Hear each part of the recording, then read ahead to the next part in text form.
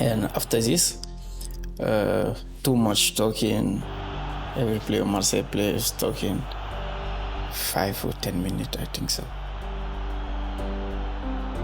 Даже находясь на поле, я подумал, что он головой забил, потому что это все так realistiklə выглядело. Futbolda belə bir incəliklər var. Top ələ dəyir, yoxsa sən əllə oynayırsan. Mənim narahat olduğum episod bu idi ki, ola bilər ki, bu həm başına dəyib, həm əlinə dəyib girib normal bir qoldur. Bir də var ki, sən sırf əllə oynayırsan. Mən ona görə çağırdım elə İbrahimi ki, bax mən qərar verməliyəm və çox da ciddi qərar verməliyəm ki, sən topla oynadın, yoxsa top sənin əlinə dəyib.